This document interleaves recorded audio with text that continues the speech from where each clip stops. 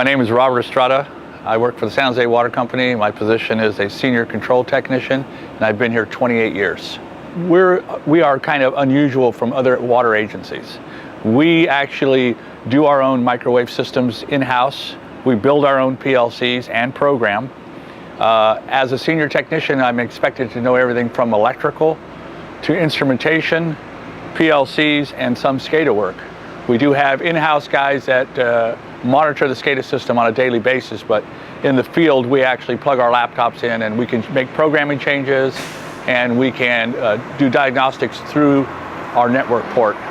Every morning we have a meeting which they dole out our work tags. So a typical day may be, for example, yesterday we had some programming changes to be done at one of our filter plants. So they asked for my assistance to send signals from remote PLCs to verify if the hard wires were connected correctly, and to give them a little more insight on how the plant actually functions, because the contractor they brought in wasn't familiar with the process of the filter plant.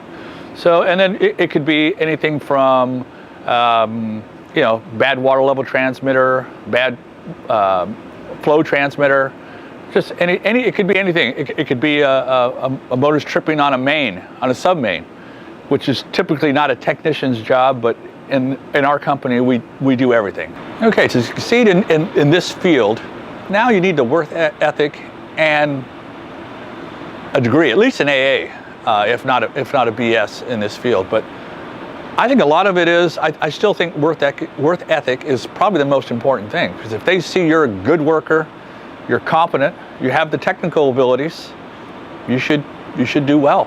And that's what you should strive for. In our motor control centers, this is a relatively new one. It's the new style of motor control center. It's a 125 horsepower booster, pumps about 1,800 gallons a minute. And our system is redundant in the fact that we use soft starts for our primary starting system.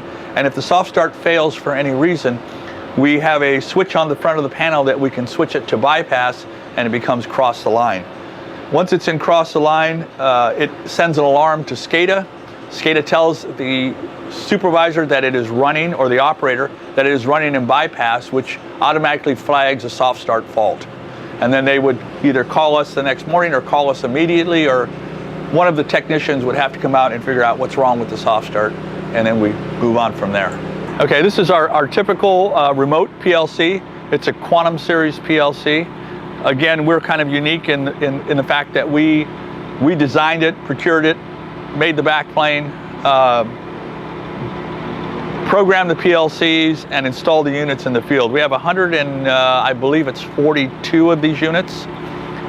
This particular one communicates via microwave radio, which we also installed and maintain internally, which is another thing that's kind of unusual. And everything is done within our department.